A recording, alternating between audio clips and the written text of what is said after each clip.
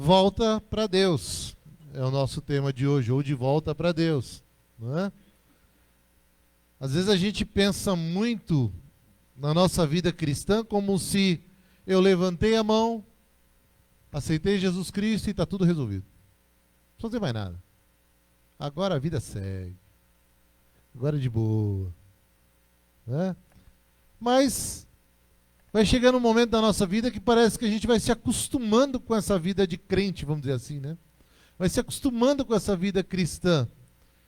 E Paulo até nos ensina ao tal de voltar ao tal do primeiro amor, né? Voltar ao primeiro amor.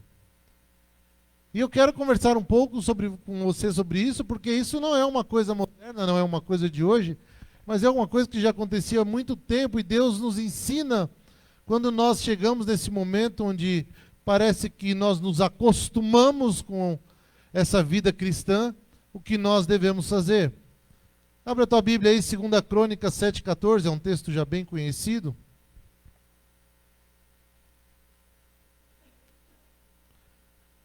Eu dessa vez estou usando aqui a Bíblia Almeida corrigida, né? Usando uma versãozinha bem antiga da Bíblia, antiga, né, já de muito bom tempo atrás aí. Naquele tempo que a Bíblia tinha 4 folhas entre o Velho e o Novo Testamento, né, que era para lembrar dos 400 anos, né? Alguns aqui nem pegaram essa época aí, né? 2 Crônicas 7,14 diz assim: se o meu povo, que se chama pelo meu nome, se humilhar e orar e buscar a minha face e se converter dos seus maus caminhos, então ouvirei dos céus, perdoarei os seus pecados, sararei a sua terra. Amém? Deus amado, eu te peço, Pai, que o Senhor fale grandemente aos nossos corações. A começar em mim, Senhor, a mim mesmo, ó Deus, Tu possa estar mudando, falando as nossas vidas, para que possamos sair daqui bem diferente de como entramos. Em nome de Jesus. Amém e amém. Ao longo do tempo, a gente parece que vai se perdendo um pouco na vida cristã. A igreja acontece isso, né? Nós estamos vivendo essa época de quarentena, essa época de pandemia que está começando aí, né, a se extinguir de forma bem lenta, mas quando nós conversávamos com os pastores, com os líderes de igreja, logo no início da quarentena, o que você acha que vai acontecer com tudo isso? O que você acha que vai, né, mudar em tudo isso? E a resposta ou o sentimento era unânime, não? Todos estavam esperando por um reavivamento. Todos estavam esperando por algo melhor, maior. Não estou dizendo que isso não vai acontecer ou não está acontecendo, mas era a resposta do momento, né? Porque era uma resposta unânime, porque todos tinham entendido que a igreja, num determinado momento, ela se acomodou. A igreja se acomodou, ela se perdeu, né? Então hoje nós vemos muitas pregações sobre prosperidades, curas divinas, bênçãos mirabolantes, e eu quero deixar bem claro que não é que eu não acredite nisso, pelo contrário, eu acredito num Deus que faz curas mirabolantes, né? Tem milagres aí mirabolantes, curas divinas, um Deus que dá prosperidade. Eu creio em tudo isso, mas nós nos esquecemos do ponto principal, que era a salvação, né? Nós nos esquecemos do ponto principal, que era a salvação. A igreja, ela começou a deixar ou parar de chorar, de orar por aqueles que haviam se perdido, né? Há uma mensagem bem antiga de um pastor amigo nosso, o pastor Anésio Rodrigues, que ele fala, o título é até interessante da pregação dele, que fala o funk da ostentação, né? É o título dele. Que ele diz que a igreja perdeu a sua simplicidade. A igreja perdeu a sua comunhão, né? A igreja se tornou ostentadora. A igreja se perdeu num determinado momento. Então, com essa bagunça que houve aí, com essa pandemia, com essa quarentena, a ideia é que se voltasse a ter um reavivamento. Bom, vamos entender o porquê Deus fala a Salomão sobre esse texto que nós lemos. O povo vivia num sistema patriarcal, né? O sistema de governo do povo era um sistema patriarcal. A gente conhece, nós conhecemos aí Abraão como pai, né? E assim por diante. O patriarcalismo era a forma, era o sistema de governo que existia, que Deus havia colocado no meio do seu povo. Mas o povo agora olhando para os lados e vendo que outros povos tinham um líder, chegaram e disseram, não, nós também queremos um rei. Nós queremos mudar. E agora Saul se torna rei, a mando de Deus, né? Samuel unge Saul como rei. E fala, olha, deixa aí agora o pessoal entender o que é reinado, né? Afinal de contas, se você tem um rei, agora você tem que sustentar esse rei, você vai ter que pagar impostos para esse rei, agora a coisa vai mudar, agora a coisa vai ser diferente. E Saul se torna o primeiro rei. Né? Vai até bem no começo da carreira, depois ele deixa crescer um pouquinho, né? Dá aquela ostentada, e quando descobre que Davi foi ungido por Deus, aí começa a sua perseguição a Davi. Davi reina por 7 anos, se torna rei de Judá, por 7 anos, e depois se torna rei de Israel. Israel ainda era uma nação muito pequenininha, Israel era uma nação que ainda não tinha nenhuma expressão lá na época, e Davi agora faz com que Israel se torne uma nação enorme, uma grande nação, né? Ao ponto de Davi agora receber de Deus o projeto do templo, porém, Davi não pôde executá-lo. Mas Davi, sabendo que não podia executar esse projeto do templo, agora todas as suas conquistas, Davi vai guardando os despojos, e passa tudo isso para Salomão. Salomão já pega um reinado bem rico, né? Já um reinado bem próspero. E ainda cresce muito mais esse reinado de Salomão. Salomão se torna um homem respeitado, contrata 12 administradores, e torna agora um grande reino. Aparelha todas as suas fronteiras, né? Afinal de contas, Salomão estava com medo da represália dos inimigos de Davi, e consegue trazer paz à terra. Mas a ostentação de Salomão, toda essa riqueza de Salomão, que a gente vê na Bíblia, traz uma crise econômica, né? Traz uma crise econômica muito séria, ao ponto de um homem dizer a um dos filhos de Salomão, falou, olha, seu pai pegou pesado. Porque, afinal de contas, se Salomão tinha toda aquela ostentação, alguém tinha que pagar por isso. Não é verdade? Alguém tinha que pagar por aquela ostentação. E o povo pagou por essa ostentação. Mas Salomão construiu o templo. Um templo que foi construído em apenas 7 anos no Monte Moriá. Né? Bateu um recorde. Uma festa de inauguração que durou 7 dias. Holocaustos com 22 mil bois, 120 mil ovelhas. Tudo como símbolo de aprovação a Deus. E o canto, né, e o cântico que se entoava no dia da inauguração do grande templo era: Deus é bom e o seu amor dura para sempre. Mas mal sabia Salomão que não era isso que Deus se importava. Mal sabia Salomão que Deus não estava preocupado com a ostentação. Mal sabia Salomão que Deus não estava preocupado com aquele grande templo. Tanto é que depois do templo destruído em Ageu, o que diz? A glória do segundo templo será maior do que a primeira, porque na glória do segundo templo estaria Jesus. E agora Deus aparece novamente a Salomão e lhe diz: se o meu povo que se chama pelo meu nome se humilhar e orar e buscar a minha face, se converter dos seus maus caminhos, ouvirei dos céus, perdoarei os seus pecados e sararei a sua terra. O que Deus esperava daquele templo e de tudo aquilo não era uma ostentação, mas o que Deus esperava era de um povo realmente transformado.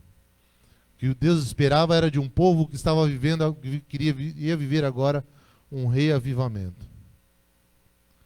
E, como eu disse, os dias atuais não são muito diferentes, né?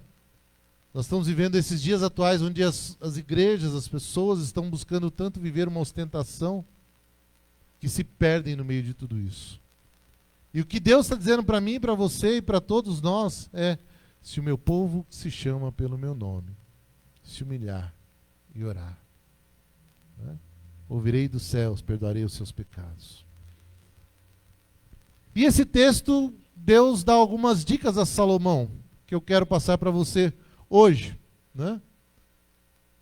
Primeira coisa, ele diz ali, se o meu povo, Deus começa exigindo de Salomão, o que ele trabalhe com o povo primeiro é a sua identidade.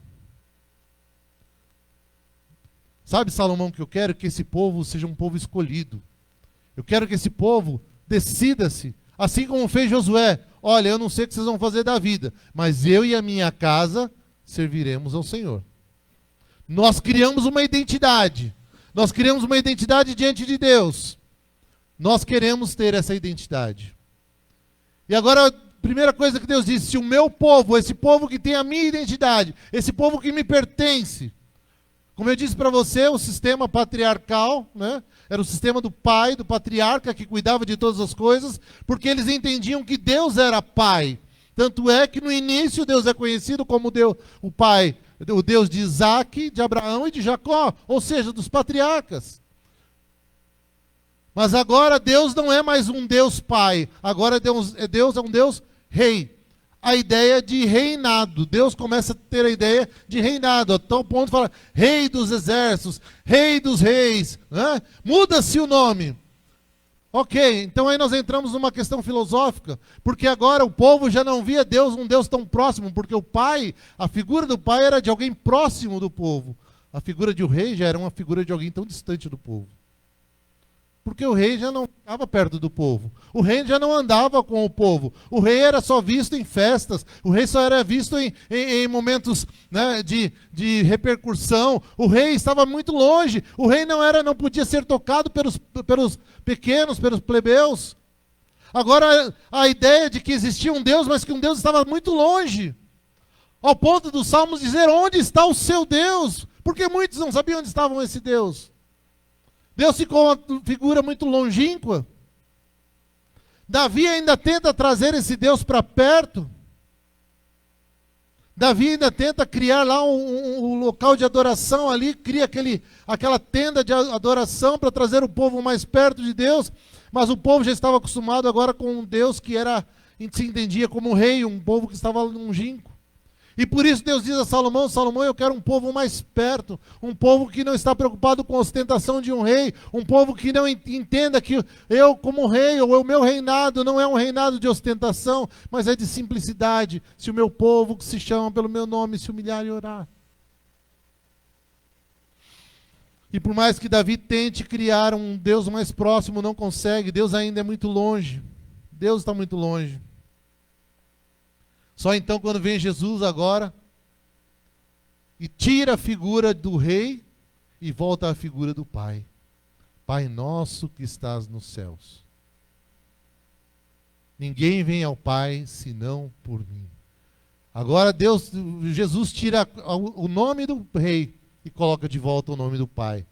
Jesus tira a ideia de um Deus transcendente, ou seja, o Deus que está lá longe, e coloca de novo a ideia filosófica de um Deus imanente, um Deus que está próximo. E agora as pessoas começam a viver isso, esse Deus conosco. E Jesus vai mais longe, fala, olha, eu sou o Deus conosco, mas vai vir outro aí. Deus chegou ao ponto de fazer algo diferente, vai vir outro aí. Depois que eu morrer vai vir outro, esse vai ser o Consolador. E esse não vai ser mais o Deus conosco, mas vai ser o Deus que está em nós. E agora Jesus começa a trazer de volta a ideia de pertencimento, a ideia de identidade. A ideia de que aquele povo poderia pertencer a um Deus que estava muito próximo. E o que nós muitas vezes perdemos hoje, nós cristãos, muitas vezes nós perdemos foi justamente isso, a identidade de Deus. O pertencimento de Deus. Parece que o Deus ainda é um Deus tão longe, tão distante. Parece que ainda é um Deus que está tão longe de tudo. Enquanto Deus está tão próximo de nós. Ao tal ponto de Jesus dizer que nós somos a noiva desse Deus. A noiva de Cristo. Tem muita gente que hoje trata Cristo não como noiva, né? Não é a noiva de Cristo, mas é a amante de Cristo. Só quer com Jesus um caso de interesse. Né? Já pensou que chato se você soubesse que você tem um amigo muito próximo a você que só está do seu lado porque ele te interessa ele está ali por interesse? Que chato que seria isso. Né? E muitas vezes nós vivemos isso. Muitas vezes nós vemos isso. Pessoas que estão ao lado de Deus por um interesse. Meu amado, a primeira coisa que Deus diz a Salomão, que eu preciso de um povo de identidade. Um povo onde as pessoas olhem e falam, esse realmente é o povo de Deus. Este é realmente aquele povo que Deus escolheu. Esse realmente é aquele povo que Deus tirou do Egito. O que Deus quer de mim, quer de você hoje, é identidade. Que as pessoas olhem para nós e vejam Cristo em nós. O segundo ponto, ele diz assim, se o meu povo se humilhar, ou seja, se o meu povo quebrar o seu eu, quebrar a sua arrogância, quebrar a sua prepotência, quebrar a sua ostentação, aí sim, este é o povo que me interessa. Né? Nós estamos vivendo muito no mundo do eu. Eu vejo, eu penso, eu entendi, eu fiz, eu aconteci. Nós vemos muito em cima dos púlpitos o eu, né? Eu sou o, né? O meu ministério e o meu e eu e não sei o que de eu e só tem eu aqui. E nós vemos muito isso. E o eu tomou conta das pessoas a tal ponto que estamos acima de Deus. E humilhar-se é aceitar a vontade de Deus nas nossas vidas. E humilhar-se é aceitar aquilo que Deus tem para nós. Humilhar não é ser bonzinho, não é ser caridoso, não é ser pobre. Não tem nada a ver uma coisa com a outra. Humilhar-se é colocar-se diante de Deus e obedecer a sua palavra incondicionalmente. Se esse meu povo, essa pessoa que tem a minha identidade, se humilhar, se colocar diante de mim, portanto, humilhem-se debaixo da poderosa mão de Deus, para que Ele o exalte no tempo devido. Está lá em 1 Pedro 5,6. Sabe, meu amado, às vezes nós precisamos repensar e olhar a nossa vida e refletir, como Deus faz com Salomão aqui. Fala, Salomão, eu não estou preocupado com essa ostentação, mas eu estou preocupado com um povo que está disposto a se humilhar, a se colocar na brecha. A um povo que está se preocupado em se colocar diante de mim, em me obedecer, em estar comigo. E diz mais, e se o meu povo orar, né? Eu gosto muito do conceito de orar da escolinha dominical que a gente aprendia pequenininho, né? Que é falar com Deus, né? Dialogar com Deus. Eu gosto muito desse conceito, acho que não existe conceito melhor, né? A gente lê um monte de livros sobre oração, sobre não sei o quê, mas, gente, o simples ainda é o melhor, né?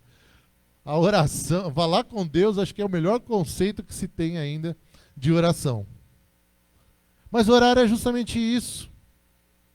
Orar é nos colocar diante de Deus, e o salmista nos diz, é um coração quebrantado que Deus quer. Um coração sincero. Uma oração onde eu possa atingir o Pai. Pai nosso que estás nos céus. Perdoa as nossas dívidas, como nós perdoamos os nossos devedores. Não nos deixe cair em tentação.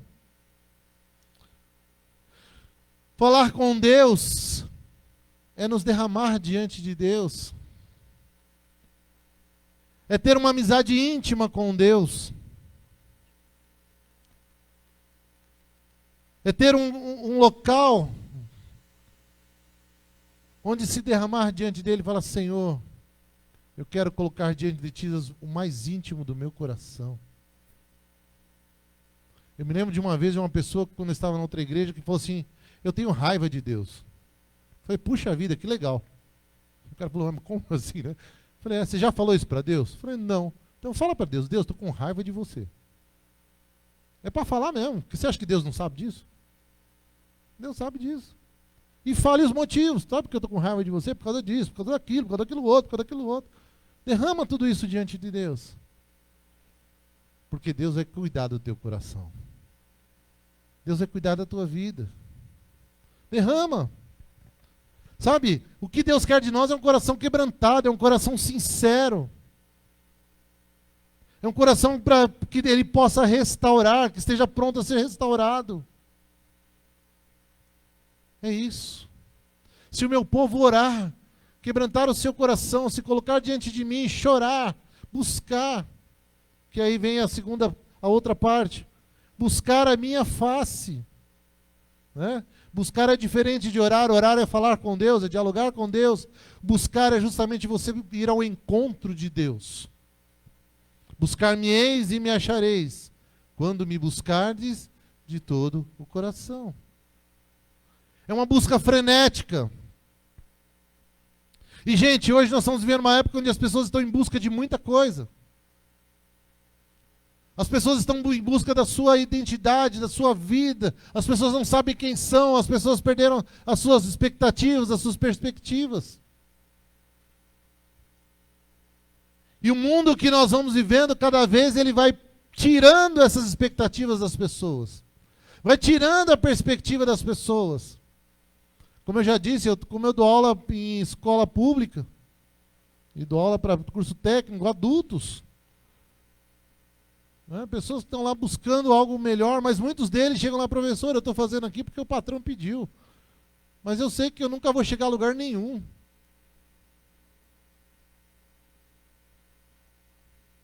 Pessoas que perderam expectativas de vida, perspectiva.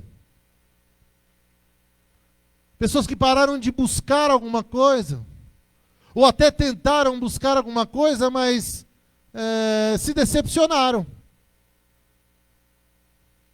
Porque buscaram errado. Porque tentaram em lugares errados. Se o meu povo orar, se o meu povo buscar a minha face, me buscar de forma grandiosa, frenética, não buscar o que eu posso dar, mas buscar na realidade quem sou. Porque tem muita gente buscando o que Deus pode fazer, né? E não quem Ele é.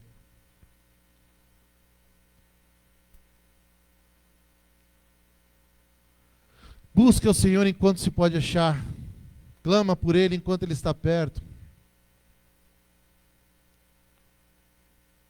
Haverá um tempo, e eu creio que está bem próximo, que as pessoas vão buscar a Deus e não o encontrarão mais. Não é? A Bíblia diz isso. Se o meu povo que se chama pelo meu nome orar, se o meu povo que se chama pelo meu nome buscar a minha face. Sabe, meu irmão, nós trocamos os valores da vida. Nós buscamos tantas coisas no mundo, boas até. E não vou dizer que está errado, não está errado não. Busque ter uma vida melhor, busque uma prosperidade, busque ter um emprego melhor, busque ter uma vida melhor, né? Ter um dinheiro no banco, sei lá, o que você está pensando na vida. Não é errado. Mas em primeiro lugar, busque a Deus. Busque a Deus. Porque Ele tem todas essas saídas. Ele tem tudo isso. E Ele encerra dizendo, se o meu povo se converter dos maus caminhos. Ou seja, se o meu povo mudar a sua direção, mudar a direção dos seus olhos.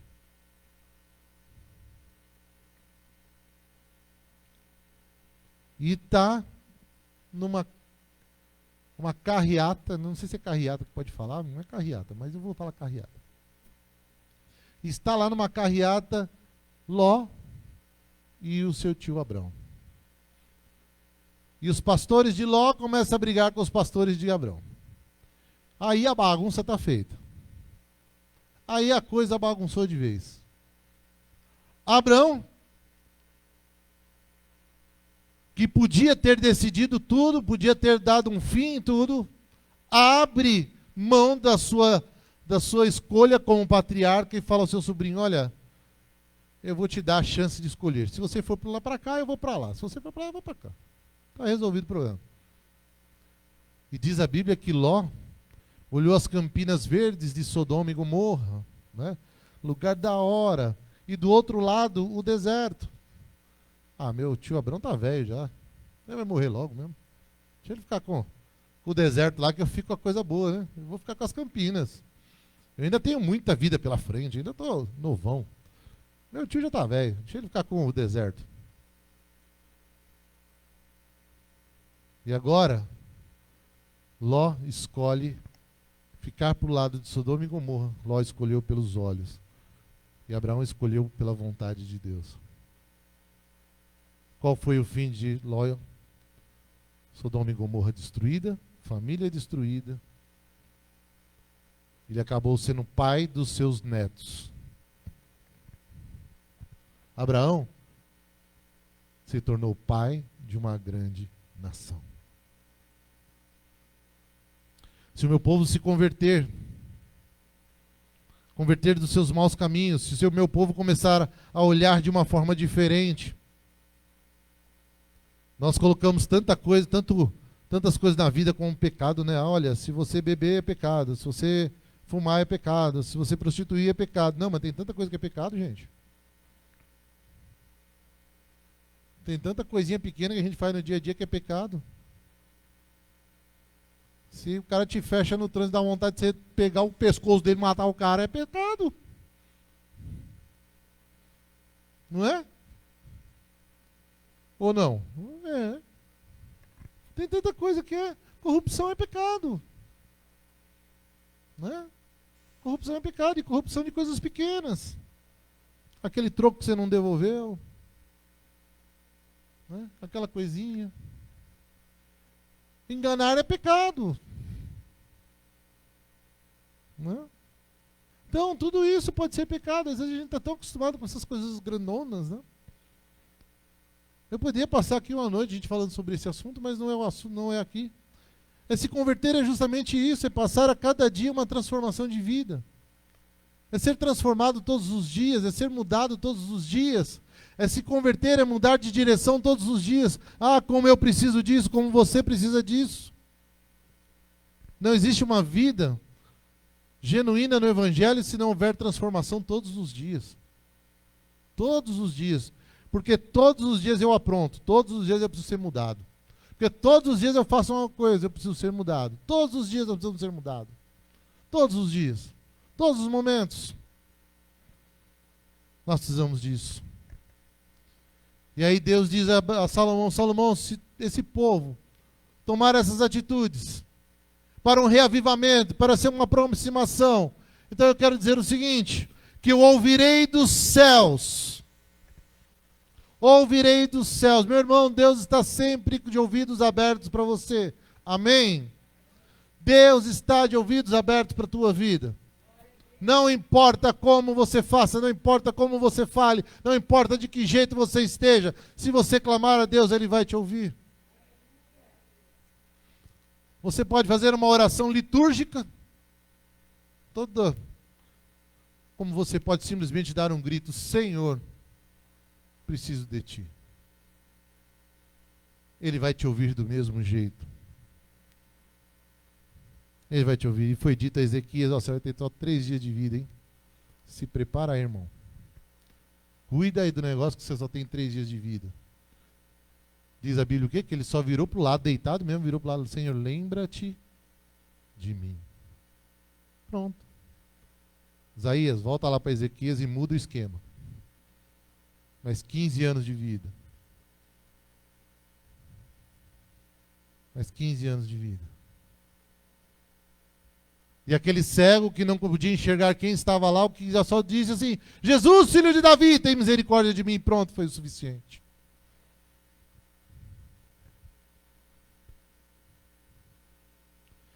Neemias que pegou um rolo danado. Tinha hora do desejo de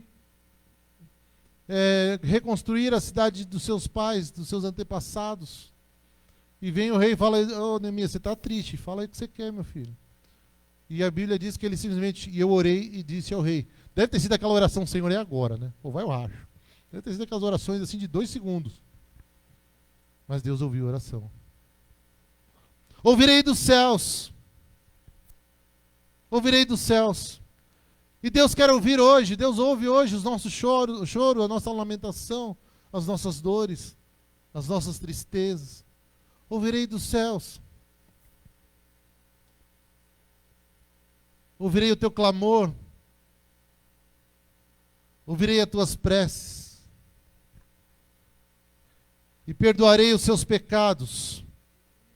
Porque não há pecados que Deus não possa perdoar. Não há pecados da nação, não há pecados da igreja, não há pecados meu, seu, que Ele não possa perdoar. E Deus quer perdoar justamente nosso egocentrismo, nosso achismo, nosso distanciamento. Porque o filho foi embora, pai, me dá metade da minha herança que eu vou embora. E foi embora mesmo, largou o pai de lado. E ele voltou, criou uma frase para voltar, né? Aquele jargão para ver se o pai aceitava. Pai, pequei contra os céus e contra ti. Porque aquilo foi um jargão, né? Deixa eu ver se o meu pai encara essa, ver se ele aceita essa. Mas o pai não precisou nem ouvir essa frase. Simplesmente o abraçou e o trouxe de volta, porque era o pai. Perdoarei os seus pecados. Deus é o Deus que perdoa as nossas culpas, os nossos pecados. Não é do feitio de Deus nos acusar. Não é do feitio de Deus brincar conosco. Não é do feitio de Deus nos condenar. Mas é do feitio de Deus nos perdoar. Porque aquela mulher foi pego lá no flagrante de adultério. E Jesus agora abaixa, escreve na areia, eu não sei o que ele escreveu, eu vou dar uma analogia minha, tá? Não está na Bíblia não. Eu imagino que Jesus escreveu na areia morte, porque a sentença daquela mulher era a morte. Ela tinha que ser apedrejada até a morte. Era o que estava na lei. Era isso que tinha que acontecer. Mas diz a Bíblia que depois que ele escreveu, ele apagou. E ele se levantou. E disse, olha, então quem... né? Tira a primeira pedra e tal, aquela história toda que você sabe. E todo mundo foi embora. E no fim ele diz a ela, ninguém te condenou? Não. Eu também não te condeno. Porque tá vendo, eu tinha escrito morte aqui para você, mas eu vim aqui para te dar vida. Eu vim aqui para te dar vida. O perfil de Deus, o feitio de Deus é nos perdoar, é nos dar vida. Perdoarei os seus pecados. E por fim, sararei a sua terra. Fala a verdade, meu irmão, quanto da nossa terra precisa ser restaurada ainda? Quanto da nossa terra precisa ser sarada ainda? Quanto das nossas emoções, o quanto dos nossos corações, o quanto do nosso dia a dia, o quanto do nosso ser ainda precisa ser restaurado, ser mudado? Quanta coisa a gente tenta esconder, a gente tenta jogar de lado, a gente tenta trabalhar, mas de vez em quando aquilo vem à tona. Quanta coisa ainda não foi sarada. E Deus quer sarar a nossa terra. Deus quer sarar a nossa casa. Deus quer sarar a nossa família. Deus quer sarar o nosso trabalho. Deus quer sarar a nossa vida. Deus quer te abençoar emocionalmente. Deus quer te abençoar espiritualmente. Deus quer te abençoar materialmente também.